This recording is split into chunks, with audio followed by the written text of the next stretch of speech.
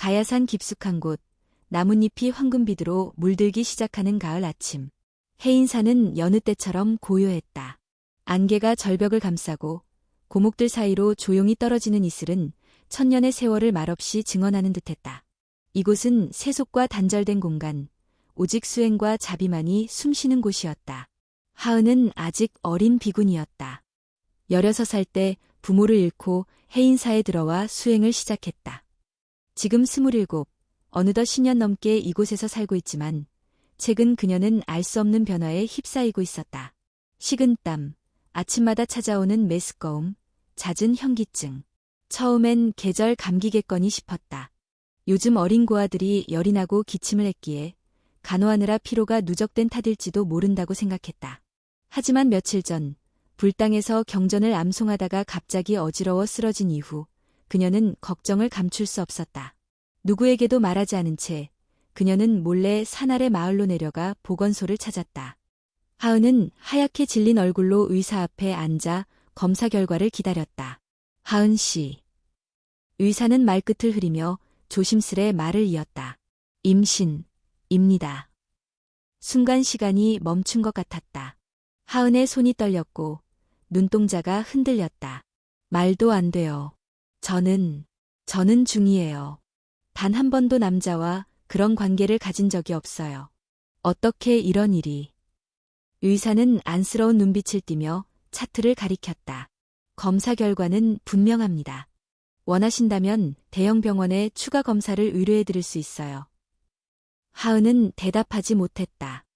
그녀는 흔들리는 다리를 겨우 이끌고 절로 돌아왔다. 마음속에 퍼지는 불안과 두려움은 손 쓸 수 없을 정도로 커져만 갔다. 어떻게 이런 일이 벌어진 것일까? 불가능한 일이 현실이 되었다는 사실을 받아들이는데 시간이 필요했다. 며칠 뒤 또 다른 비구니가 이상을 느끼기 시작했다. 민서는 해인사에서 가장 오랜 시간 머물러 온 중진 비구니 중 하나로 어린이 교육과 요양을 맡고 있는 따뜻한 이였다. 하지만 그녀도 최근 들어 식욕이 줄고 이른 아침이면 속이 메스꺼리고 두통에 시달렸다. 마을 의원을 찾은 민서 또한 예상치 못한 소식을 들었다. 임신. 그녀는 충격의 말을 잇지 못하고 손으로 배를 감쌌다. 하은처럼 그녀도 단 한 번도 남자와의 접촉이 없었다. 절 안에서는 항상 여성들만이 생활하며 내부 방문객도 철저히 통제되고 있었기 때문이다. 다인도 이상했다. 그녀는 절의 식사를 책임지고 있는 비구니로 누구보다 건강하고 단단한 체력의 소유자였다. 새벽마다 부엌에 불을 밝히고 하루의 음식을 준비하던 그녀는 최근 자주 피곤을 호소하고 손에 쥔 칼을 놓치는 일이 잦아졌다. 어느 날 아침, 다인은 식사 준비 중 갑자기 부엌에서 쓰러졌다. 그녀를 급히 마을 병원으로 데려간 결과는 예상 밖이었다. 그녀 역시 임신 중이었다. 해인사 안에 불안이 번졌다. 침묵은 더 이상 고요하지 않았고 속삭임은 점점 커져만 갔다. 사람들은 눈을 마주치지 않았고 경전 소리는 이전처럼 깊은 울림을 주지 않았다. 3명의 비구니가 같은 시기에 임신한 사실은 아무리 감추려 해도 퍼져나갔다. 지연 스님은 해인사의 수좌이자 정신적 지도자였다. 그녀는 늘 침착하고 냉철한 인물로 어떤 상황에서도 중심을 잃지 않았다. 그러나 이번 일은 그녀에게도 충격이었다. 그녀는 밤마다 홀로 경전을 펼치고 불단 앞에 앉아 오래도록 기도에 잠겼다. 그러던 어느 날 하은은 지연 스님에게 조심스럽게 말을 건넸다. 스님, 혹시 절 안에서 이상한 기척을 느낀 적 있으신가요?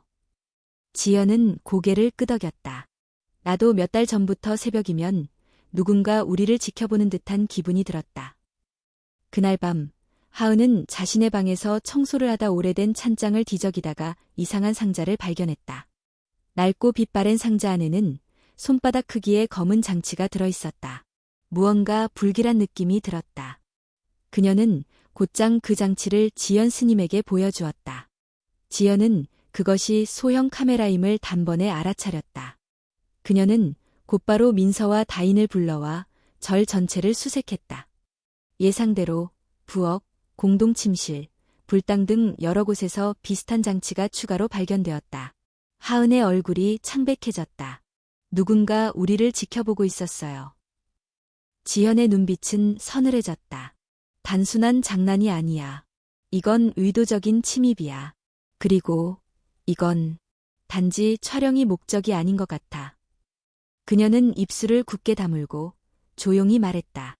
해인사는 천년의 시간을 품은 곳이다. 하지만 지금 그 평화가 무너지고 있다. 그 순간 세 사람의 머릿속엔 같은 의문이 맴돌았다. 임신의 진짜 이유는 무엇인가? 누가, 왜, 절안의 비구니들을 대상으로 한 것인가? 답을 알 수 없었다. 그러나 한 가지는 분명했다. 해인사는 더 이상 완전한 성역이 아니었다. 무언가 검은 손길이 오랜 시간 동안 조용히, 은밀하게 이곳을 뒤덮고 있었다. 그리고 그 손길은 이제 막 그 존재를 드러내기 시작했다. 가을은 더욱 깊어지고 저를 둘러싼 숲은 적막하게 물들었다. 나뭇잎이 바스락거리며 땅에 떨어질 때마다 해인사 안에선 또 다른 불안의 씨앗이 심어졌다. 카메라를 발견한 이후 지연 스님은 절 내부의 모든 공간을 철저히 조사했다. 그녀는 침착한 얼굴을 유지하려 했었지만 내부에서는 이미 평온이 무너져가고 있었다. 민서와 다인은 여전히 혼란스러웠다. 검진 결과가 거짓일 수 있다고 믿고 싶었지만 몸의 변화는 무시할 수 없었다. 특히 민서는 최근 심장이 자주 뛰고 복부에 묘한 압박감을 느끼고 있었다. 그녀는 밤마다 땀에 젖은 채 악몽에서 깨어났다. 꿈속에서 자신은 어둠 속에 갇혀 있었고 누군가가 속삭이며 자신의 배를 만지고 있었다.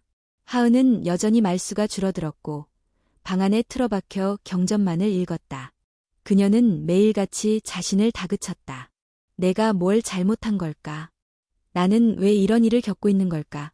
고요하던 마음은 의심과 공포로 물들어가고 있었다. 그날 밤 지연은 절의 회의실에 비구니들을 모두 불러 모았다. 그녀의 목소리는 조용했지만 단호했다. 우리 모두가 알고 있듯 최근 절 안에서는 이해할 수 없는 일들이 벌어지고 있습니다. 이는 단순한 이상 현상이 아닙니다. 누군가 우리를 조종하려 했고 어쩌면 지금도 지켜보고 있을 수 있습니다. 비구니들은 침묵했다. 공포가 조용히 자리 잡고 있었고 아무도 그것을 먼저 말로 꺼내지 못했다.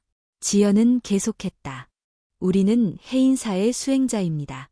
두려움에 굴복할 수 없습니다. 하지만 그 두려움의 실체를 밝히기 위해선 우리가 함께 움직여야 합니다. 회의가 끝난 후 민서는 하은에게 조심스럽게 다가가 말을 건넸다. 하은아, 혹시 너도 그 사람이 기억나? 하은은 잠시 눈을 피했다. 그러다가 아주 작은 목소리로 대답했다. 응, 강준 박사. 그가 절에 있을 땐 조용하고 친절했어. 아침마다 물을 나르고 병든 아이들을 돌보기도 했지. 그런데 지금 생각하면 그가 자주 사라졌던 시간이 있었어. 밤중에도 어디선가 불빛이 보였어. 민서는 고개를 끄덕였다. 자신도 기억났다. 작년 겨울 갑자기 절에 들어온 한 남자. 그 남자는 세속에서의 번뇌를 내려놓고 고요한 삶을 살고 싶다며 문을 두드렸고 지연 스님은 자비로 그를 받아주었다. 그는 스스로를 강 스님이라 소개했지만 법명을 묻는 이에게는 대답을 회피했다. 이제 보니 그 모든 것이 치밀한 계획이었다. 그는 절의 구조를 파악했고 비구니들의 생활을 관찰했으며 마침내 무언가를 절 안에 심어놓았다. 그 무언가가 지금 이 순간 하은과 민서, 다인의 몸 안에서 자라고 있었다. 며칠 뒤 마을에서 연락이 왔다. 지연 스님이 요청했던 자료가 도착했다. 강준 박사, 본명 강준석, 서울의 유전자 생명과학 연구소에서 신생명 창조 프로젝트에 참여했던 연구자였다. 그는 인간의 유전자를 이용한 인공배아 생성 실험을 주도했고 생명윤리에 어긋나는 방식으로 여러 차례 경고를 받았다. 결국 그는 연구소에서 해고되었고 잠적한 상태였다. 하은은 문서들을 읽으며 눈시울을 붉혔다. 그는 우리를 이용한 거예요. 지연은 조용히 고개를 끄덕였다. 그는 완벽한 실험 환경을 찾고 있었던 거야. 세속과 단절된 공간, 건강하고 정기적으로 단식과 명상을 통해 몸과 마음이 정화된 여성들, 외부와의 접촉이 차단된 곳, 그게 바로 우리였어. 침묵이 흘렀다. 다인은 두 손을 꽉 쥐었다. 그럼 우리가 아이를 가진 건 사랑도 아니고 인연도 아닌 실험 때문이라는 말인가요? 지연은 무겁게 대답했다. 그래. 우리가 선택하지 않은 임신이야. 이 사실은 비구니들에게 큰 충격이었고 혼란은 더 깊어졌다. 일부는 아이를 포기해야 한다고 주장했고 또 다른 일부는 생명을 지켜야 한다고 주장했다. 하지만 어떤 결정을 내리기엔 너무도 이른 시기였다. 아무도 아이의 정체를 몰랐고 이 생명이 어떤 의미를 가지는지도 알 수 없었다. 그날 밤 민서는 거울 앞에서 자신의 배를 쓰다듬었다. 아주 미세하지만 생명의 기척이 느껴졌다. 그 느낌은 이상할 만큼 따뜻하고 평온했다. 그녀는 자신에게 속삭이듯 말했다. 넌 죄가 없어. 그 어떤 방식으로 태어나든 너는 나의 아이야. 그러나 그녀의 말과는 달리 해인사 내부의 균열은 점점 커져만 갔다. 감춰진 감정들이 드러나고 있었고 자비와 분노, 두려움과 연민이 뒤섞이기 시작했다. 며칠 후 절에 또 다른 이상 징후가 포착되었다. 다인의 방 앞에서 누군가의 발자국이 발견되었고 출입이 금지된 옛 창고 문이 살짝 열려 있었다. 경계가 삼엄해졌지만 누군가는 여전히 절 안을 드나들고 있었다. 지연은 결심했다. 이 상황을 더는 묵과할 수 없다. 외부의 도움을 받을 수는 없었지만 최소한 이 절의 내부는 더 이상 침입을 허용하지 않겠다고 마음먹었다. 그녀는 하은, 민서, 다인을 따로 불러 말했다. 우린 지금 시련을 겪고 있다. 이것은 육체의 시련이자 마음의 시련이다. 이 아이들이 무엇이든 우리는 진실을 밝혀야 해. 그렇지 않으면 해인사 전체가 무너질 수 있다. 세 사람은 고개를 끄덕였다. 그 순간부터 그들은 더 이상 단순한 수행자가 아니었다. 그들은 이제 진실을 추적하는 증인이자 생명을 지키는 마지막 방패였다. 밤은 점점 길어지고 해인사를 둘러싼 공기는 더욱 서늘해졌다. 산속의 찬 기운은 절 안까지 스며들었고 고요한 새벽마다 목탁 소리와 함께 퍼지는 기도문은 예전과는 다른 울림을 남겼다. 모든 것이 겉으로는 평온해 보였지만 그 속에는 흔들리는 마음들과 정체를 알 수 없는 두려움이 웅크리고 있었다. 지연은 비구니 셋과 함께 옛 창고를 다시 찾았다. 며칠 전 누군가 침입한 흔적이 발견된 곳이다. 지붕은 반쯤 무너져 있었고 먼지가 가득 쌓인 나무 선반 위엔 오래된 불경과 도자기 조각들이 뒤엉켜 있었다. 민서는 랜턴을 비추며 조심스럽게 발걸음을 옮겼다. 그녀는 구석진 곳에서 이상한 상자를 발견했다. 이거 뭔가 이상해요. 다인이 상자를 열어보자 안에는 작은 기계 장치 하나와 여러 개의 메모리가 들어있었다. 모두 외국어로 라벨링이 되어 있었고 숫자와 기호들로 가득 찬 메모지 한 장이 함께 있었다. 지연은 조용히 그것을 집어들었다. 의심의 여지가 없었다. 이것은 단순한 녹화 장치가 아니었다. 무언가를 측정하고 분석하는 정밀한 과학 장비였다.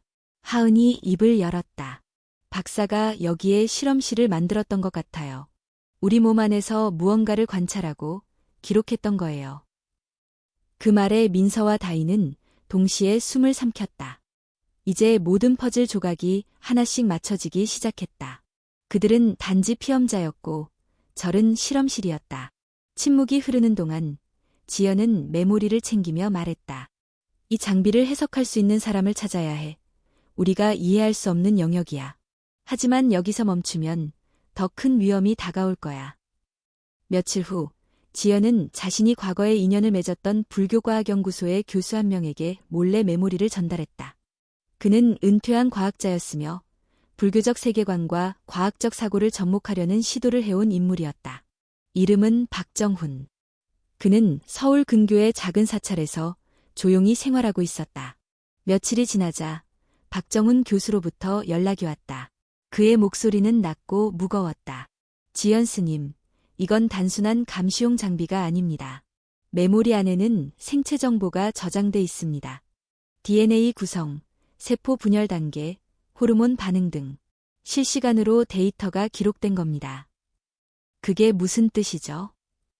실험 대상의 신체 내부에서 배아가 자라고 있다는 걸 확인하고 그 과정을 분석하고 있었다는 뜻입니다. 그런데 더 중요한 건 그 유전자의 구조가 일반적인 인간과 다릅니다. 유전자 배열이 조작된 흔적이 분명히 있어요. 지연은 눈을 감고 깊은 숨을 내쉬었다. 그러니까 지금 해인사에 있는 아기들은 자연적인 인간이 아닙니다. 인간 유전자를 기반으로 만들어졌지만 일부는 인위적으로 삽입되거나 삭제된 부분이 있어요. 유전자 조작 생명체입니다. 말하자면 인류의 변형 모델입니다. 그날 밤 지연은 민서, 하은, 다인을 불러 진실을 공유했다. 그들의 얼굴은 새하얗게 질렸다. 하은은 한참 말이 없더니 마침내 입을 열었다. 하지만 아이는 움직여요. 느껴져요. 따뜻하고 살아있어요. 이게 다 조작되었다 해도 생명이잖아요. 민서는 눈을 감고 고개를 끄덕였다. 난 그 아이가 두렵기도 하지만 버릴 수는 없어요. 그 아이는 죄가 없어요. 우리는 실험당했지만 아이는 그 결과일 뿐, 의도가 아니라. 그러나 다인은 다른 생각을 하고 있었다. 그녀는 조용히 중얼거렸다. 우리가 낳는 존재가 인간이 아니라면, 우리가 그 아이들을 제대로 키우지 못하면, 그 존재가 세상에 위험이 된다면, 우린 그 책임을 질 수 있을까? 세 사람은 각자의 감정 속에 잠겼고, 그 사이 시간은 흘러갔다. 며칠 후, 해인사의 낯선 여인이 방문했다. 검정 슈트를 입고, 단정한 말투를 쓰는 그녀는 자신을 유나라고 소개했다. 그녀는 지 바이오텍이라는 대형 유전자 연구기관의 고위 관계자였다. 유나는 조용한 말투로 말했다. 우리는 이 아이들이 태어날 것이라는 정보를 이미 알고 있습니다. 강준 박사는 저희 연구소의 전 연구원이었고 그가 저지른 일에 대해 사과드립니다. 하지만 지금 중요한 건 아이들입니다. 지연은 경계하며 물었다. 당신들은 무엇을 원합니까? 유나는 서류 한 장을 내밀었다. 아이들의 유전자 구조에 대한 분석과 관리 방안이 담긴 문서였다. 아이들이 안전하게 자랄 수 있도록 저희는 도움을 줄 수 있습니다. 시설, 의료, 교육 모든 것을 지원하겠습니다. 단, 조건은 있습니다. 아이들의 발달 과정을 함께 관찰하게 해주십시오. 세상은 이미 변했고 그 아이들은 그 변화의 핵심입니다. 회의가 다시 열렸다. 모든 비구니가 참여한 자리에서 지연은 유나의 제안을 공유했다. 논의는 격렬했다. 우리는 절이지 실험시설이 아닙니다.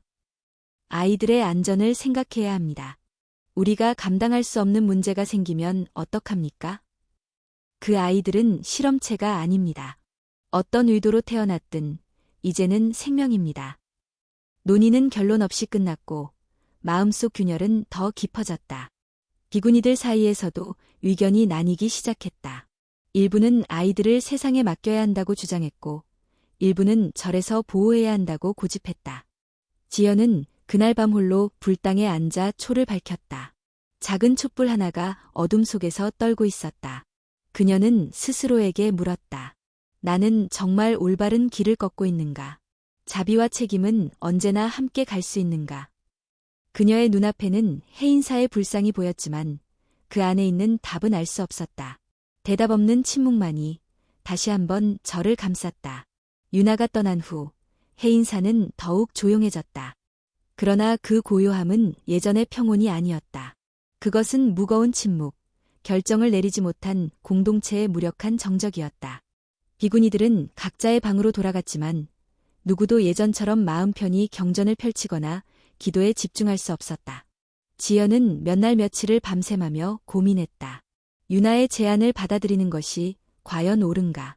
아이들의 안전을 위해, 절의 미래를 위해 과학의 도움을 받는 것이 필요할지도 모른다.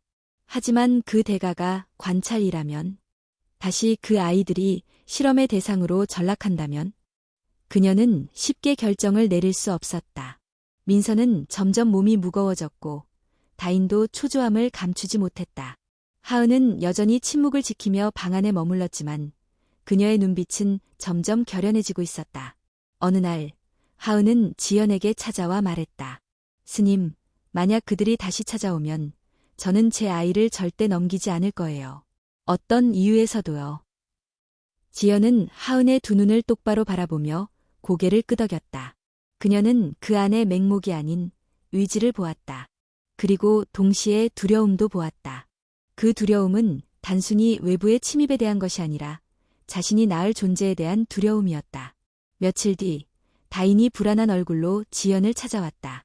스님, 아이가 뭔가 이상해요. 움직임이 너무 빠르고 때로는 제 몸속에서 다른 생명처럼 느껴져요. 그 아이가 제 감정을 읽는 것 같기도 하고요. 지연은 다인의 손을 잡았다. 지금은 우리가 경험하지 못했던 길을 걷고 있는 거야. 내가 느끼는 감정은 당연해. 하지만 기억해. 그 생명은 너에게서 태어나려는 존재야. 두려움을 외면하지 말고 바라보도록 하자. 다인은 고개를 끄덕였지만 여전히 불안은 가시지 않았다. 같은 날 밤 절의 부엌 근처에서 이상한 소리가 들렸다. 민서가 조용히 문을 열어보았을 때 어둠 속에서 누군가의 그림자가 숨어 있었다. 그녀는 즉시 지연에게 알렸고 몇몇 비구니들이 손전등을 들고 주변을 수색했다. 하지만 그림자는 이미 사라진 후였다. 대신 부엌문 앞에는 작은 전자기기 하나가 떨어져 있었다. 그것은 마치 위치 추적기처럼 보였고 그 옆엔 한 장의 쪽지가 놓여 있었다. 아이들을 보호할 수 없을 거다. 이건 시작에 불과하다. 그날 이후 해인사의 경계가 강화되었다. 외부인의 출입은 철저히 통제되었고 밤마다 순찰을 돌기 시작했다. 하지만 비구니들의 불안은 수그러들지 않았다. 유나의 방문 이후 해인사의 존재가 더 이상 비밀이 아님을 모두가 알고 있었기 때문이다. 그들은 더 이상 숨을 곳이 없다는 사실을 느꼈다. 며칠 후 민서가 고통을 호소하기 시작했다. 그녀는 심한 복통과 현기증을 겪었고 하루는 예배 도중 쓰러지기까지 했다. 지연은 급히 그녀를 데리고 산 아래 병원으로 향했다. 병원에서는 초음파 검사를 진행했고 의사는 결과를 보며 눈썹을 찌푸렸다. 이 아이는 일반적인 태아가 아닙니다.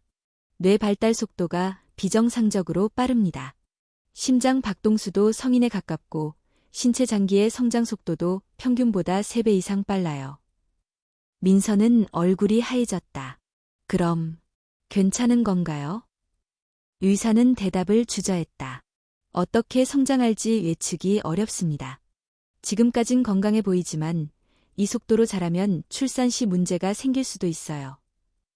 병원에서 돌아오는 길, 지연은 마음이 무거웠다. 그녀는 해인사로 돌아와 다른 비구니들과 회의를 열었다.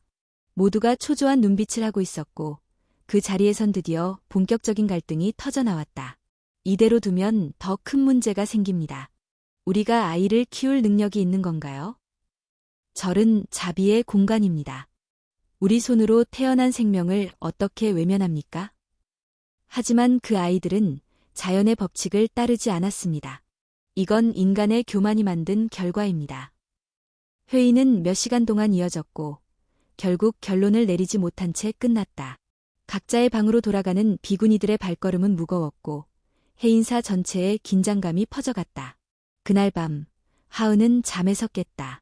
누군가의 울음소리가 들렸다. 처음엔 착각이라고 생각했지만 분명히 어린아이의 울음소리였다. 그녀는 조용히 복도를 걸어 소리의 근원을 따라갔다. 그리고 놀랍게도 빈 방에서 울고 있는 아이의 환영을 보았다. 환상 속에서 그 아이는 하은을 바라보며 말을 걸었다. 엄마, 나를 받아줄 거야? 그녀는 비명을 지를 뻔했지만 입을 틀어막고 도망치듯 방으로 돌아왔다.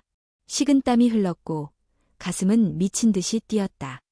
그녀는 처음으로 마음속 깊은 곳에서 자신이 느끼고 있는 감정을 마주했다. 두려움, 생명에 대한 본능적 공포, 그리고 죄책감. 자신이 선택하지 않은 임신임에도 불구하고 이 생명에 대한 책임을 느끼고 있다는 죄책감. 그 다음날 아침, 지연은 경전을 들고 불당 앞에 앉아 있었다. 그녀의 표정은 평소보다 굳어 있었고 두 눈은 결의에 차 있었다.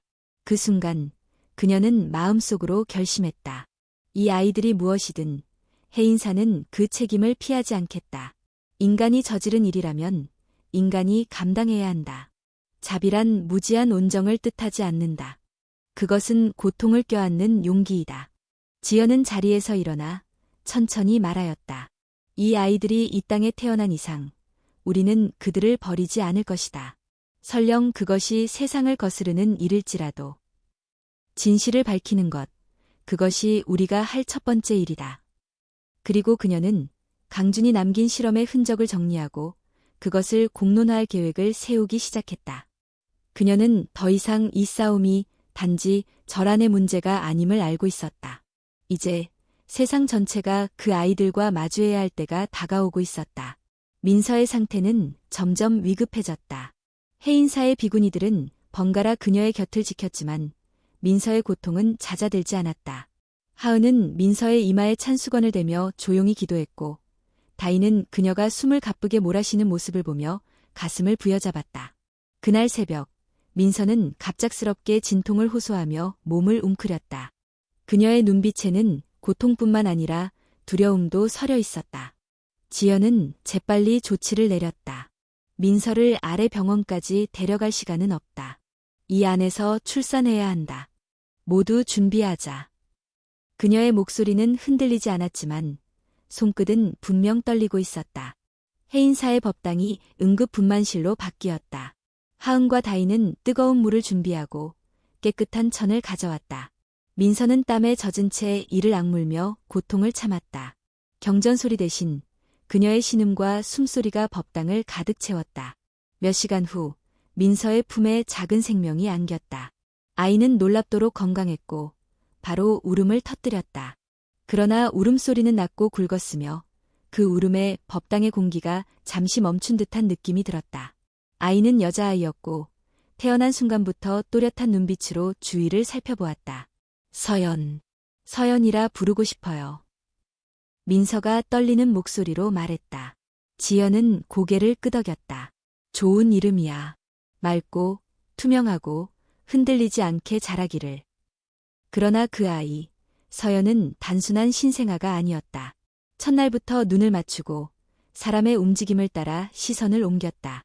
그리고 이튿날 누군가의 손가락을 잡은 채로 움찔거릴 때 마치 자신이 행동의 의도를 알고 있는 것처럼 반응했다. 다인은 조용히 속삭였다. 이 아이, 우리를 보고 있는 게 아니라 이해하고 있는 것 같아요. 서연의 존재는 곧 해인사 전체의 파문을 일으켰다. 비구니들은 생명을 경외의 대상으로 보았지만 이 아이는 그 경계를 흔들었다. 서연을 바라보는 눈빛에는 경의와 두려움이 동시에 담겨 있었다. 며칠 후 지연은 박정훈 교수에게 서연의 출생을 알렸다. 박정훈은 곧 서울에서 해인사로 직접 올라왔다. 그는 서연을 조심스레 안아보며 말했다. 이 아이는 생물학적으로는 유전자 조작의 결과입니다. 하지만 감정 반응, 시각 인식, 청각 반응 모두가 놀랄 만큼 빠릅니다. 말하자면 인간이 수천 년 동안 쌓아온 진화의 시간을 몇 개월로 압축한 존재예요. 지연은 물었다. 그렇다면 이 아이가 위험하다는 뜻입니까? 박정훈은 한참을 침묵한 뒤 조용히 대답했다. 이 아이가 무엇을 위험으로 받아들일지는 우리에게 달려 있습니다. 그의 말은 단순한 과학적 견해가 아니었다. 그것은 경고였고 동시에 선택을 제안하는 문장이었다. 그러나 그 경고는 오래지 않아 현실이 되었다. 해인사의 또 다른 비군이 다인의 아이가 태어났을 때 상황은 전혀 다르게 전개되었다. 아이는 남자아이였고 태어날 때부터 울지 않았다. 눈을 뜨자마자 정면을 응시했고 이상하리만큼 차가운 기운을 뿜어냈다. 이름은 우진이었다. 우진은 생후 일주일 만에 기이한 현상을 보이기 시작했다. 누군가 다가가면 그의 눈빛이 상대를 꿰뚫는 듯했고 그 눈빛을 마주한 비구니 중 한 명은 이유 없이 쓰러졌다. 병원에 데려갔지만 의학적으로는 아무런 이상이 없었다. 그러나 그녀는 이후로 두통과 불면증에 시달리기 시작했고 우진의 눈을 보면 심장이 쪼여드는 느낌을 받는다고 말했다. 하은은 어느 날 조용히 말했다. 그 아이는 우리와 다르게 태어났어요. 본능적으로 무언가를 방어하거나 시험하려는 것 같아요. 민서는 서연을 품에 안고 우진을 바라보며 낮게 속삭였다. 그렇다면 우리 아이들은 서로를 위협하게 되는 걸까? 지연은 그런 가능성을 부정하지 않았다. 그러나 동시에 그녀는 모든 생명에는 본성과 환경이라는 두 축이 존재한다고 믿었다. 태어난 이유가 어떻든 그 아이들이 사랑과 책임 속에서 자라야 한다는 신념은 흔들리지 않았다. 하지만 해인사 안의 분위기는 변하고 있었다. 일부 비구니들은 아이들과의 접촉을 꺼리기 시작했고 공동체 내에 암묵적인 분리가 생겼다. 서연과 우진은 마치 두 세계의 상징처럼 존재했다. 하나는 가능성, 다른 하나는 불안이었다. 이 상황에서 지연은 결단을 내려야 했다. 그녀는 해인사 바깥 세계의 진실을 일부 공개하기로 했다. 박정훈 교수의 조언을 받아 언론이 아닌 윤리적 판단이 가능한 연구기관 몇 곳에 해인사의 상황을 제한적으로 전달했다. 그들은 아이들을 연구 대상으로 삼는 것이 아니라 보호와 관찰이라는 원칙 아래 도울 수 있는 기관들이었다. 그와 동시에 지연은 내부적으로도 변화를 시작했다. 아이들을 보호하고 동시에 공동체의 불안을 잠재우기 위해 작은 보육 공간을 마련했다. 몇몇 젊은 비구니들이 자원의 아이들을 돌보기 시작했고 그들은 서연과 우진의 성장을 가까이에서 관찰했다. 서연은 책을 보며 웃었고 누군가 슬퍼하면 옆에 다가와 손을 잡아주었다. 반면 우진은 가끔 눈을 감고 명상하듯 앉아 있었다. 그는 무언가를 느끼고 판단하고 숨기고 있는 듯했다. 그들의 존재는 이제 단순한 과학적 논쟁이 아니었다. 그것은 이 시대가 마주한 거울이었고 인간이 만들어낸 경계를 다시 묻는 존재들이었다. 자연과 인공, 진화와 개입, 생명과 목적. 서연과 우진은 그 경계선 위에 서 있었다. 그리고 해인사 역시 그 경계에 발을 디딘 채 흔들리고 있었다. 지연은 조용히 중얼거렸다. 이 아이들이 우리에게 무엇이 되든 우리는 끝까지 지켜야 한다. 그들이 우리를 잊지 않게, 우리가 그들을 잊지 않게. 해인사의 종소리는 여전히 울리고 있었지만 그 울림은 이제 단순한 고요가 아니었다. 그것은 다가오는 변화의 소리였고 어쩌면 그 아이들의 운명을 알리는 종소리였다. 서연이 태어난 지 100일이 지난 어느 날 해인사에서는 예전과 다른 일이 벌어지고 있었다. 아침 예불이 끝난 후 비구니들은 더 이상 조용히 흩어지지 않고 작은 마당에 모여 속삭이듯 대화를 나누었다. 그 중심에는 서연과 우진이 있었다. 그들은 이제 해인사의 일상이자 질문이 되었고 고요한 절집에 끝없이 번지는 파문이었다. 서연은 놀라운 속도로 자라고 있었다. 이미 몇 단어를 말할 수 있었고 옹알이 수준을 넘어서는 표현을 보였다. 그녀는 자주 민서를 가리키며 엄마라고 부르기도 했고 하은을 보면 두 팔을 벌려 안기려 했다. 그녀의 눈동자에는 감정이 담겨 있었고 어른들 사이의 미묘한 분위기를 읽기라도 하듯 때로는 조용히 물러서거나 때로는 억지 웃음을 지어 보였다. 지연은 서연을 바라보며 자주 생각했다. 이 아이는 무엇을 알고 있는가? 아니, 무엇을 느끼고 있는가? 그 의문은 그녀의 수행의 깊이를 다시 시험하는 물음이 되었다. 반면 우진은 점점 내면의 세계에 잠겨갔다. 그는 자주 홀로 앉아 정원을 바라보았고 책상 앞에 앉아 그림을 그리기도 했다. 놀라운 것은 그의 그림에는 이해할 수 없는 문양들이 반복되어 나타났다는 점이었다. 그것은 고대 상형 문자와 비슷한 형태였으며 구조적으로 일정한 규칙성을 지니고 있었다. 박정훈 교수는 그림을 보고 깊은 침묵에 잠겼다. 이건 단순한 낙서가 아닙니다. 우진은 기억하거나 반복하거나 혹은 다른 식으로 학습하고 있는 겁니다. 이 문양은 과거 어느 고대 문명에서도 유사한 형태가 나타난 바 있습니다. 그는 또 다른 가설을 제기했다. 우진과 서연이 단순한 인간 복제체가 아니라 그 유전자의 특정 부분이 인위적으로 활성화되어 있다는 점이었다. 특히 감각 처리와 언어 인식, 공간 지각 능력과 관련된 영역이 비정상적으로 발달해 있었다. 서연은 정서적으로 매우 민감했고 우진은 논리적 구조와 패턴을 이해하는 데 뛰어났다. 문제는 이러한 능력들이 아직 유아기에 발현되고 있다는 것이었다.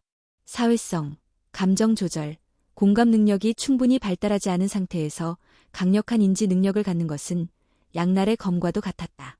그러던 중 해인사 안에서 작은 사건이 벌어졌다. 서연과 우진이 함께 놀고 있던 날, 두 아이 사이에 알 수 없는 긴장감이 돌았다. 우진이 그림을 그리고 있는 동안 서연이 다가가 그의 손을 만졌고 그 순간 우진은 갑자기 팔을 흔들며 서연을 밀쳤다. 서연은 중심을 잃고 넘어졌고 입가에서 피가 났다. 놀란 하은이 달려왔고 우진은 눈 하나 깜빡이지 않고 그녀를 바라보았다. 서연은 울지 않았다. 대신 똑바로 우진을 바라보며 낮은 목소리로 말했다. 그랬어? 아이답지 않은 문장이었다. 마치 책임을 묻는 듯한 그 말에 다인조차 말을 잃었다. 그날 이후 서연은 우진을 피했고 우진은 더 깊은 침묵 속에 빠져들었다. 이 사건은 해인사의 분위기를 더욱 무겁게 만들었다. 서연의 피를 닦아내며 하은은 마음 깊은 곳에서 떨림을 느꼈다. 그녀는 처음으로 생각했다. 이 아이들이 서로를 위협할 수 있다면 우리는 어디까지 감당할 수 있을까? 지연은 회의를 소집했다. 그녀는 모두에게 조용히 말했다. 서연과 우진은 더 이상 같은 공간에 둘 수 없습니다. 그들은 다른 특성을 가지고 있고 서로에게 영향을 주기 시작했습니다. 따로 돌보되 서로의 상태를 지속적으로 관찰해야 합니다. 그날 이후 서연은 민서와 함께 생활하고 우진은 다인과 따로 시간을 보냈다.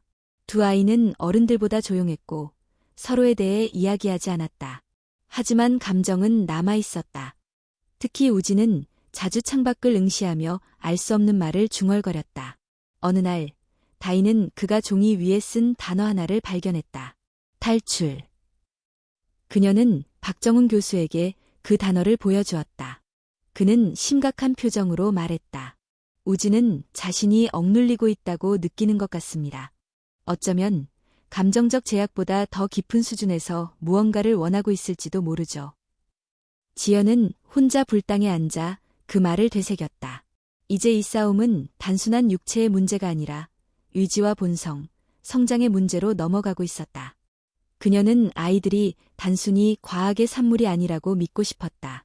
그러나 동시에 그 믿음이 너무 순진한 것은 아닐지 의심하기도 했다. 그날 밤 서연은 민서에게 조용히 말했다. 엄마, 우진 오빠는 슬퍼요. 그래서 화가 나는 거예요. 민서는 깜짝 놀랐다. 서연의 말에는 단순한 관찰 이상의 감정이 담겨 있었다. 슬퍼서 그런 거예요? 응, 혼자 있어서 그래요. 민서는 말없이 서연을 안았다. 그 작은 아이가 이미 타인의 감정을 이해하고 그것을 언어로 표현할 수 있다는 사실은 놀라움을 넘어선 경우였다. 그 사이 해인사 밖에서는 또 다른 움직임이 있었다. 유나는 다시 연락을 해왔다. 이번에는 단호한 말투였다. 우리는 당신들의 결정을 기다려왔습니다. 하지만 시간이 없습니다. 강준 박사는 사라지지 않았습니다. 그는 다시 무언가를 준비하고 있고 아이들의 존재를 세상에 드러내려 할 겁니다. 그 전에 아이들을 보호해야 합니다. 지연은 긴 침묵 끝에 대답했다. 그들을 지키는 일은 우리가 할 것입니다. 우리 방식으로, 우리 책임으로. 그러나 그녀도 알았다. 시간이 많지 않다는 것을. 그리고 해인사라는 경계 안에만 머물러 있기에는 이 아이들이 품고 있는 비밀이 너무도 거대하다는 것을. 종이 울렸다. 깊고 낮은 소리. 어딘가에서 무너지는 것 같기도 하고 어딘가에서 다시 시작되는 것 같기도 한 울림. 그 울림 속에서 지연은 조용히 눈을 감았다. 이제 선택의 시간이 다가오고 있었다.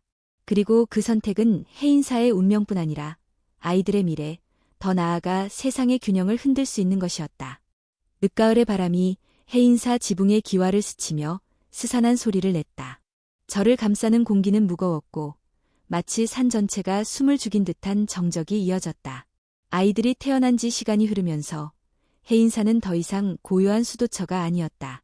이곳은 이제 존재의 경계를 묻는 장소가 되었고 시간은 그 경계를 점점 압박하고 있었다. 지연은 새벽 예불을 마친 후 정원에 서 있었다. 그녀의 눈앞에는 단풍이 절정에 달한 나무들이 가득했다. 붉은 잎이 흩날리는 그 아래에서 서연은 민서와 함께 돌을 쌓고 있었고 우진은 멀찍이 떨어져 나무 밑에 앉아 있었다. 그의 옆에는 항상처럼 작은 스케치북과 색연필이 있었다. 그날 아침 박정훈 교수는 조심스러운 표정으로 지연을 찾아왔다. 그는 서울의 한 연구기관으로부터 전화를 받았다고 말했다. 그들은 우연히 강준 박사의 행적을 포착했고 최근 몇 달간 그가 해외에서 활동하고 있었다는 정보를 확인했다. 더욱 놀라운 것은 그가 제-바이오텍과 일정 부분 다시 접촉했다는 정황이었다. 그는 단순히 해인사에서 실험을 끝낸 것이 아닙니다. 어쩌면 여기서의 결과를 기반으로 새로운 실험을 시작했을 가능성도 있습니다. 지연은 얼굴이 굳어졌다. 그 말은 같은 방식으로 또 다른 아이들이 태어날 수 있다는 뜻인가요? 박정우는 고개를 천천히 끄덕였다. 더 이상 이 문제는 해인사 안에서만 논의할 수 없습니다. 세상이 알아야 할 때가 온 겁니다. 지연은 깊은 고민에 빠졌다. 그러나 그보다 먼저 처리해야 할 일이 있었다. 며칠 전부터 절 주변에서 낯선 사람들의 발걸음이 감지되기 시작했던 것이다. 그들은 스님으로 위장하거나 관광객 행세를 하며 해인사에 접근했고 경비를 강화한 후에도 몰래 드론을 띄우는 시도가 있었다. 하은은 밤마다 창밖에서 윙윙거리는 소리를 들었고 민서 역시 낯선 그림자가 서연의 생활 공간 근처를 서성이는 것을 목격했다. 지연은 즉시 비구니 회의를 소집했다. 그녀는 단호한 말투로 말했다. 해인사는 더 이상 안전한 장소가 아닙니다. 우리는 경계를 재정비하고 아이들을 위한 보호 공간을 마련해야 합니다. 그리고 모든 비구니는 서로의 위치와 역할을 공유하고 외부의 움직임에 신속하게 대응할 수 있어야 합니다. 다인과 하은은 곧장 실행에 옮겼다. 서영과 우진은 별도의 동으로 옮겨졌고 그들의 주거 공간은 벽 두께가 보강되었으며 창에는 특수한 가림막이 설치되었다. 동시에 절 인근의 CCTV가 대폭 늘어났고 출입 기록을 확인하기 위한 전자 시스템이 도입되었다. 그러던 어느 날 밤 예상치 못한 일이 벌어졌다. 우진이 사라진 것이다. 다인은 새벽 예불 시간에 아이를 깨우러 갔지만 침대는 비어 있었고 방 안에는 나를 찾지 마세요라는 짧은 쪽지가 놓여 있었다. 그녀는 놀라 비명을 질렀고 곧 절 전체가 긴장 속에 휩싸였다. 지연은 즉시 주변 수색을 지시했다. 그러나 우진은 어디에도 없었다. CCTV에는 그가 새벽 2시경 혼자 복도를 따라 나가는 장면이 담겨 있었지만 이후 화면은 갑자기 끊겼다. 누군가 시스템을 해킹한 정황이 있었고 전문가를 불러 확인한 결과 외부 침입 흔적이 명확히 드러났다. 며칠 후 절로 도착한 익명의 소포. 그 안에는 한 장의 사진과 함께 녹음기 하나가 들어있었다. 사진에는 우진이 묶인 채 앉아 있었고 얼굴은 다소 지쳐 보였지만 의식은 또렷해 보였다. 녹음기에는 남성의 목소리가 담겨 있었다. 당신들은 그 아이가 무엇인지 이해하지 못하고 있어. 그는 단순한 유전자의 결과가 아니다. 그는 열쇠다.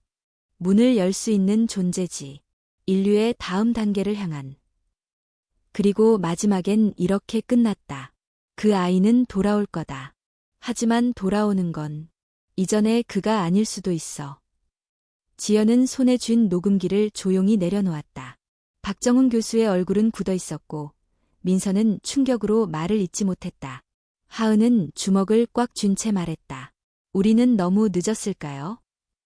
지연은 잠시 침묵하다 대답했다. 아니, 아직 돌아올 수 있어. 단, 우리가 그를 기다리는 게 아니라 맞이할 준비를 해야 해. 그날 이후 해인사 전체는 긴장 상태로 들어갔다. 지연은 아이들을 연구 대상으로 바라보려는 외부의 시도에 맞서기 위해 자신이 가진 모든 인맥과 자원을 동원했다. 그녀는 국내뿐 아니라 해외 불교 커뮤니티와도 접촉하며 해인사의 상황을 알렸다. 이건 단지 한 아이의 문제가 아닙니다. 인간 존재의 정의를 다시 써야 할 순간입니다. 그리고 일주일 후 비가 내리던 저녁, 해인사의 대문 앞에 한 아이가 서 있었다. 옷은 젖어 있었고 얼굴엔 상처가 있었다. 그러나 눈빛은 분명했다. 그것은 우진이었다. 그러나 동시에 우진이 아니었다. 그는 아무 말 없이 지연을 바라보았고 지연은 조용히 다가가 그의 어깨를 감쌌다. 돌아왔구나. 우진은 천천히 고개를 끄덕였다. 그리고 아주 낮은 목소리로 말했다. 이제 시작해야 해요. 지연은 그의 말을 이해하지 못했지만 그 안에 담긴 결의와 두려움을 느낄 수 있었다. 어떤 변화가 다가오고 있었고 그것은 더 이상 피할 수 없는 것이었다. 우진이 돌아온 그날, 해인사의 종은 다시 울렸다. 하지만 이번엔 그 울림이 달랐다. 그것은 끝을 알리는 종소리가 아니라 무언가를 깨우는 시작의 신호였다. 그리고 그 소리 아래 아이들은 서로를 바라보았다. 서연은 조용히 다가가 우진의 손을 잡았다. 괜찮아. 내가 누구든 나는 기억할 거야. 그리고 그 순간 바람이 창을 스치고 촛불이 흔들렸다. 해인사의 깊은 밤은 끝나가고 있었고 새로운 아침은 전혀 다른 색을 띠고 있었다. 우진이 돌아온 지 사흘째 되는 날, 해인사의 모든 비구니들은 한자리에 모였다. 서늘한 기운이 도는 법당 안에서 지연은 침착한 표정으로 자정했고 우진은 그녀 옆에 조용히 앉아 있었다. 민서와 하은, 다인도 아이들 곁에 자리를 잡았고 박정훈 교수는 회의에 특별 참석자로 초대되어 앞줄에 앉아 있었다. 지연은 회의를 시작하며 조용히 말했다. 우진은 스스로 돌아왔습니다. 하지만 우리는 그가 겪은 시간을 아직 모릅니다. 그리고 지금부터는 그 기억을 어떻게 다룰 것인가가 관건입니다. 모든 시선이 우진에게 향했다. 아이는 고개를 숙이고 있었다. 그러나 이내 천천히 얼굴을 들고 말했다. 그곳은 어두웠어요. 나를 실험하지는 않았어요. 하지만 나를 관찰했어요. 내가 어떤 선택을 할 수 있는지, 어떤 감정을 느끼는지. 그의 목소리는 분명했고 마치 아이가 아닌 또래의 청소년이 말하는 것처럼 침착했다. 다인은 깜짝 놀라 그의 얼굴을 다시 쳐다보았다. 짧은 며칠 사이에 우진은 확연히 달라져 있었다. 박정훈 교수가 입을 열었다. 우진이 말한 그곳에 대해 우리는 추적하고 있습니다. 하지만 더 중요한 것은 그들이 우진을 이용해 무엇을 알아내려 했는가입니다. 그리고 지금 우진이 갖고 있는 정보, 그것이 어떤 의미를 지니는가입니다.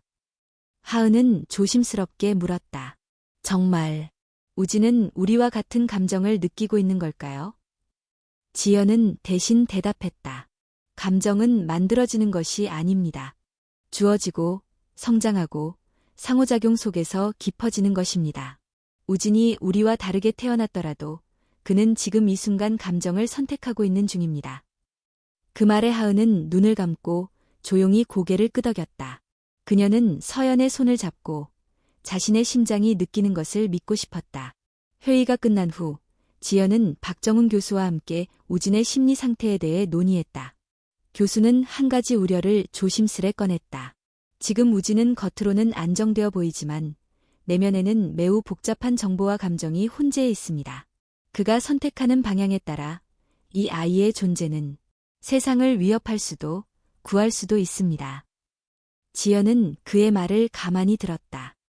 그런 경계 위에서 살아가는 생명에게 우리가 해줄 수 있는 일은 무엇일까? 그것은 감시도, 배제도 아닌 동행이어야 한다고 그녀는 믿고 있었다. 그러나 해인사의 외부 상황은 점점 위태로워지고 있었다. 지바이오텍 내부에서 유출된 정보에 따르면 강준 박사는 또 다른 실험을 위한 기초 데이터를 수집 중이며 이미 해외의 모 국가와 협약을 맺었다는 소문이 돌고 있었다. 그가 창조한 첫 번째 아이들이 아직 관리되고 있다는 정보도 있었고 이들이 결국 세계적으로 공개될 가능성도 배제할 수 없었다. 지연은 결단을 내렸다. 이 문제를 공론화할 준비를 해야 한다. 단순히 언론에 알리는 것이 아니라 윤리적 판단과 과학적 분석, 그리고 인간의 정체성에 대한 근본적인 성찰을 이끌어낼 수 있는 자리에 이 문제를 올려놓아야 했다. 그녀는 박정훈 교수와 함께 국내 여러 대학교, 연구기관, 종교단체들과 접촉하기 시작했다. 특히 불교계를 비롯한 종교계에서는 인간의 본질과 생명에 대한 고민이 깊은 만큼 이 아이들의 존재를 철학적 질문으로 받아들이려는 움직임이 조금씩 일기 시작했다. 같은 시기, 서연은 이상 증세를 보이기 시작했다. 평소보다 말수가 줄고 밤마다 악몽에 시달렸다.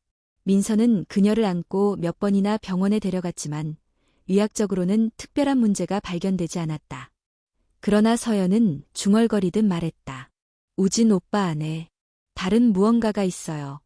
나랑 다르게 생긴 감정이에요. 민서는 섬뜩한 기운을 느꼈다. 그 말이 단순한 어린아이의 상상이 아니라고 직감했기 때문이다. 박정훈 교수 역시 아이들이 서로의 감정 상태를 공명하거나 감지하는 능력을 가지고 있을 가능성을 제기했다. 유전자 조작의 일환으로 특정 감각 수용체가 확장되었을 수 있다는 것이다. 그 무렵 하은은 한 통의 편지를 받았다. 보낸 사람은 명시되어 있지 않았지만 내용은 분명했다. 서연을 보호하려면 저를 떠나라. 여기는 더 이상 안전하지 않다. 편지 안에는 낯선 도시의 주소와 연락처가 적혀 있었고 하은은 그것을 지연에게 보여주었다. 지연은 편지를 읽은 뒤 조용히 접어 책상 위에 올려두었다. 이건 그들을 갈라놓으려는 시도입니다. 우리는 두 아이 모두를 지켜야 해요. 끝까지. 그날 밤 지연은 불당에서 아이들과 함께 조용히 앉았다. 서연은 지연의 무릎에 기대었고 우진은 맞은편에서 정자를 하고 있었다. 지연은 아이들에게 말했다. 너희는 서로 다른 방식으로 태어났지만 같은 시간을 살아가고 있어. 이 세상이 너희를 받아들이지 않더라도 우리는 너희를 받아들일 거야. 기억해. 진짜 힘은 누구를 이기느냐가 아니라 누구를 지킬 수 있느냐에 있어. 서연은 눈을 감았고 우진은 천천히 고개를 끄덕였다. 그러나 그 순간 절의 경계에서 이상한 기척이 감지되었다. 경비용 센서가 작동했고 몇몇 비구니들이 외곽으로 달려갔다. 누군가가 밤중에 절 주변을 돌며 정찰 중이었고 숲속 어귀에는 정체불명의 장비들이 설치되어 있었다. 누군가는 해인사의 안과 밖을 연결하는 숨겨진 경로를 알고 있었다. 지연은 사태의 심각성을 깨달았다. 이제 시간은 얼마 남지 않았다. 더 이상 기다릴 수 없었다. 그녀는 모든 기록과 데이터를 정리해 공개할 준비를 시작했다. 이 문제는 더 이상 특정한 한 절, 혹은 몇 명의 아이들만의 문제가 아니었다. 새벽이 밝기 전 지연은 법당 한가운데 서서 조용히 중얼거렸다. 이 아이들은 우리가 만들어낸 거울이다. 우리가 외면한 윤리, 우리가 경계하지 않은 욕망, 우리가 감당하지 않은 책임. 이제 우리는 그 거울 앞에 서야 한다. 그리고 그 거울 속엔 두 아이가 있었다. 서연과 우진. 한 사람은 공감의 빛으로, 또 한 사람은 침묵의 어둠으로 세상을 바라보고 있었다. 그들의 존재는 아직 답이 아니었다. 그러나 분명한 물음이었다. 그 물음은 곧 모든 인간에게 향할 것이었다. 이제 누구도 이 아이들로부터 등을 돌릴 수 없었다. 밤은 깊었고 해인사의 하늘은 별빛조차 드러나지 않았다.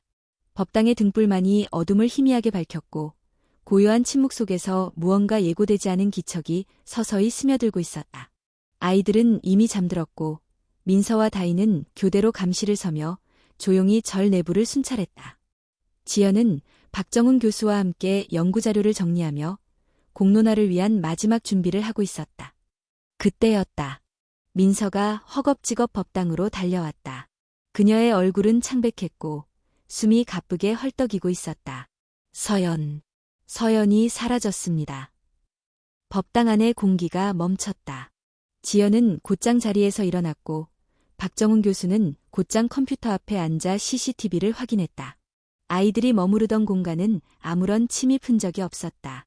단지 새벽 3시 12분. 서연이 혼자 문을 열고 밖으로 나가는 모습이 찍혀 있었을 뿐이었다. 이상한 점은 그녀의 걸음걸이였다. 마치 무언가에 이끌리듯 자연스럽고 주저함 없이 어둠 속으로 걸어가고 있었다.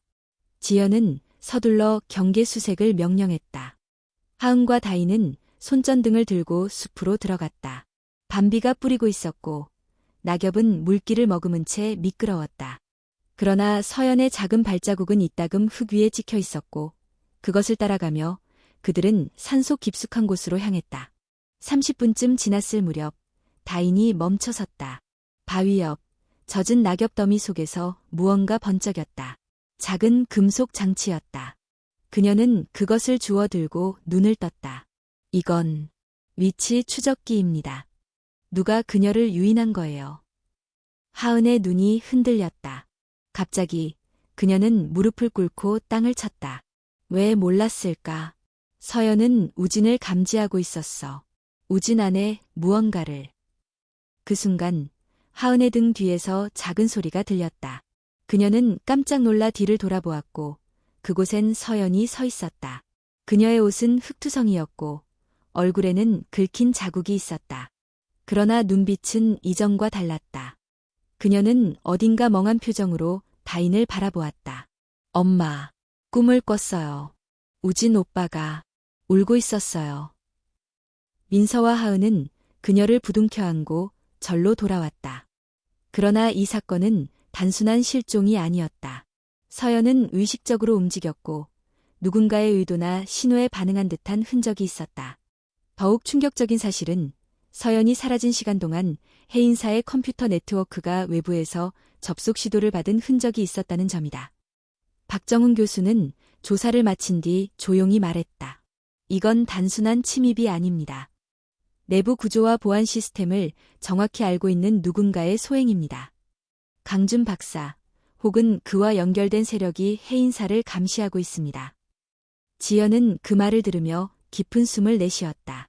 모든 것이 하나로 연결되고 있었다. 강준 박사, 제 요택, 아이들, 외부 침입, 그리고 예고되지 않은 감정의 폭발. 서연은 이제 해인사의 보호 아래만 두기엔 너무도 민감한 존재가 되어 있었다. 며칠 뒤 박정훈 교수는 중요한 정보를 들고 다시 해인사를 찾았다. 그는 전 세계 유전자 연구 네트워크의 비공식 채널을 통해 강준 박사가 현재 모로코에 있는 사설 연구시설과 접촉 중이라는 사실을 알아냈다. 더욱 심각한 것은 강준이 서연과 우진의 유전자 데이터를 샘플 원형으로 삼아 두 번째 버전의 인공생명체를 생산하려 한다는 점이었다.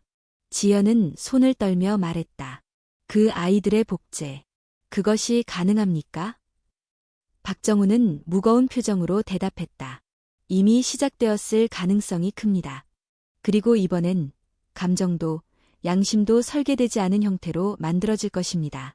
목적은 하나, 인간을 대체할 수 있는 생명체. 그 말은 해인사의 모든 사람을 충격에 빠뜨렸다. 다인은 믿을 수 없다는 듯 중얼거렸다. 그럼 서연과 우진은 첫 번째 실험에 불과했단 말입니까? 지연은 그녀의 손을 잡고 고개를 저었다. 아니, 그들은 실험이 아니라 경고야. 우리가 이 길을 끝까지 따라가면 무엇이 기다리는지를 보여주는. 그날 밤 지연은 결심했다. 더 이상 침묵하지 않기로, 더 이상 숨기지 않기로. 그녀는 모든 자료와 기록, 아이들의 성장 데이터를 정리해 국제생명윤리위원회에 공식 보고서를 제출했다. 박정훈 교수의 도움 아래 해인사의 이야기는 곧 과학계와 종교계에 동시에 전해졌고 전 세계의 윤리학자들이 이 존재들을 어떻게 다루어야 할지를 두고 논의하기 시작했다. 그리고 다음 날 우진이 지연을 찾아와 조용히 말했다. 선생님, 제가 기억해요.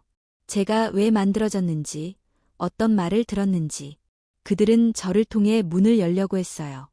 그런데 전 그 문이 무섭습니다. 지연은 그의 눈을 바라보며 대답했다. 문을 여는 건 너의 선택이야. 누구도 강요할 수 없어.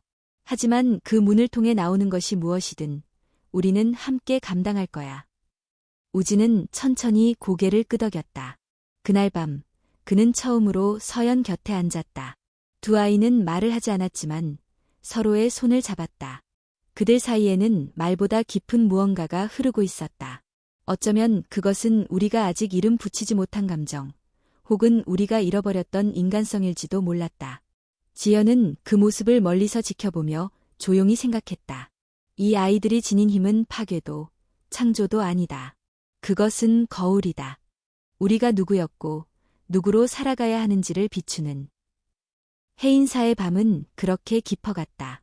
그리고 새벽이 오기 직전 첫 눈이 내리기 시작했다. 하얀 눈송이가 고요히 대지를 덮으며 아이들의 발자국 위로 내려앉았다. 그것은 마치 다시 시작할 수 있다는 신호 같았다. 아주 잠시라도 세상이 조용히 숨을 고를 수 있는 기회를 주는 것처럼. 첫눈이 내린 아침, 해인사는 고요하고 맑은 침묵에 쌓여 있었다. 흰눈은 마당과 지붕을 부드럽게 덮었고 아이들이 걸었던 흔적도 누군가의 고민이 담긴 발자국도 모두 감추어졌다. 하지만 하얀 풍경 속에 감춰지지 않는 것이 하나 있었다. 그것은 사람들의 마음속에 남은 질문과 결단, 그리고 다가올 시간에 대한 무거운 책임감이었다. 지연은 새벽 예불을 마친 후 법당에 홀로 앉아 있었다. 그녀 앞에는 봉인되지 않은 두 개의 봉투가 놓여 있었다. 하나는 국제생명윤리위원회로부터 도착한 공문이었고, 다른 하나는 국내 정부기관의 과학기술정책부에서 보낸 공식 협의 요청서였다. 두 문서는 전혀 다른 어조를 담고 있었지만 둘 다 해인사와 두 아이의 존재를 이제 세계가 인정하기 시작했다는 사실을 말해주고 있었다. 박정훈 교수는 조심스럽게 말했다. 이제 선택해야 할 시간입니다. 스님, 이 아이들을 세계 앞에 세울 것인지 아니면 여전히 우리가 그들 곁을 지키며 조용히 살아갈 것인지. 지연은 깊은 침묵 속에서 대답했다. 우리가 이 아이들을 감싸는 것은 그들을 숨기기 위해서가 아닙니다. 그들이 인간으로 자랄 수 있도록 하기 위해서였지요. 하지만 이제 그 인간성이 위협받고 있습니다. 우리가 침묵한다면 결국 그들을 지켜주지도 못할 겁니다. 그녀는 조용히 봉투를 접어 책상 서랍에 넣었다. 해인사의 시간은 곧 세상의 시간과 맞물리기 시작했다. 같은 시각, 서연과 우진은 눈 덮인 마당에서 나무 젓가락으로 그림을 그리고 있었다. 서연은 여전히 따뜻하고 밝은 눈을 지니고 있었고, 우진은 이전보다 훨씬 편안한 표정을 짓고 있었다. 민서는 그 모습을 바라보며 중얼거렸다. 그 아이들은 선택할 줄 알아요. 우리가 주지 않은 감정을 스스로 키우고, 우리가 가르치지 않은 자비를 스스로 깨닫고 있어요. 다인은 고개를 끄덕였다. 우리는 그저 그들이 자라날 시간을 허락했을 뿐이야. 그러나 그 시간 안에서 이 아이들은 사람이 되었어. 하지만 그날 오후 또 하나의 사건이 해인사에 도달했다. 이화긴 드론이 다시 절 상공에 출몰했고, 이번에는 직접적인 촬영이 아니라 전자적 간섭을 일으켜 해인사의 전산 시스템을 일시적으로 마비시켰다. 누군가는 이 아이들의 위치와 상태를 계속해서 추적하고 있었고, 외부에서의 통제가 여전히 시도되고 있었다. 이에 지연은 긴급 회의를 소집했다. 박정훈 교수, 민서, 다인, 하은 모두 참석한 자리에서 그녀는 말했다. 우리는 더 이상 이 공간만으로 이 아이들을 지킬 수 없습니다. 지금 필요한 건 세상과의 대화입니다. 두려움이나 방어가 아닌 인간 대 인간으로 이 존재들과 마주할 수 있는 공간을 만들어야 합니다. 박정훈 교수는 지연의 의견에 동의했다. 제가 아는 한 곳이 있습니다. 서울 외곽에 새롭게 조성된 윤리연구 복합시설입니다. 과학자, 종교인, 심리학자들이 함께 공존하며 생명과 인류의 미래를 고민하는 공간입니다. 이 아이들이 세상과 접촉할 수 있는 가장 조심스럽고 안전한 통로가 될 수 있습니다. 지연은 생각에 잠겼다. 아이들을 세상에 노출시키는 순간 그들이 받게 될 시선과 무게는 지금보다 더 클 것이었다. 하지만 동시에 아이들은 더 이상 감춰질 수 없다는 것도 알고 있었다. 며칠 뒤 해인사의 종이 울렸다. 평소보다 길고 무거운 울림이었다. 그것은 이별이자 시작을 알리는 소리였다. 서연과 우진은 각자의 작은 가방을 메고 박정훈 교수와 함께 해인사를 떠날 준비를 마쳤다. 민서는 서연을 안고 이마에 입을 맞추며 말했다. 너는 어디서든 빛날 아이야. 내가 누구인지 잊지 마. 다인은 우진의 어깨를 감싸며 조용히 중얼거렸다.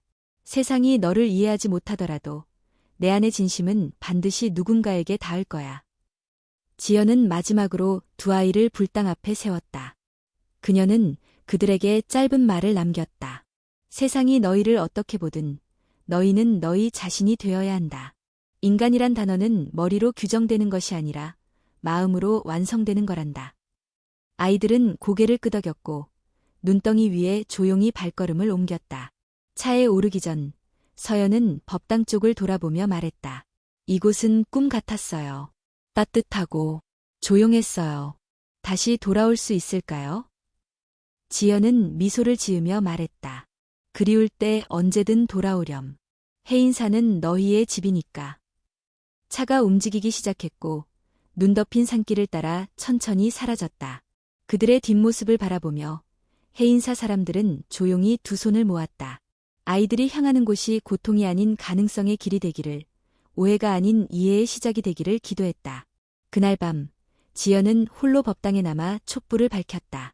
불빛은 작고 흔들렸지만 결코 꺼지지 않았다. 그녀는 불상 앞에 앉아 조용히 속삭였다. 이 아이들이 인간의 미래라면 우리는 어떤 마음으로 그 미래를 맞아야 할까요? 두려움이 아닌 자비로, 소유가 아닌 보호로, 지배가 아닌 공존으로. 그렇게 살아갈 수 있을까요? 바람이 창문을 흔들었다. 그러나 등불은 꺼지지 않았다. 그것은 아마도 해인사가 아이들에게 준 가장 깊은 유산일 것이다. 세상 앞에 스스로를 드러낼 용기, 존재를 긍정할 수 있는 믿음, 그리고 타인을 품을 수 있는 자비. 서영과 우진은 해인사를 떠났지만 그들의 마음속에는 언제나 그 산사에서 울리던 종소리가 남아있었다. 그리고 그 소리는 앞으로도 그들이 인간으로서 살아가야 할 모든 순간에 조용히 울려 퍼질 것이다. 마침내 해인사는 다시 고요해졌다. 하지만 그 고요는 더 이상 숨기기 위한 침묵이 아니라 다가올 시간을 준비하는 평온이었다. 세상은 변하고 있었고 이제 그 변화 속에서 사람들은 스스로에게 묻기 시작할 것이다. 인간이란 무엇인가? 그리고 그 물음의 가장 깊은 울림은 바로 해인사에서 시작된 것이었다.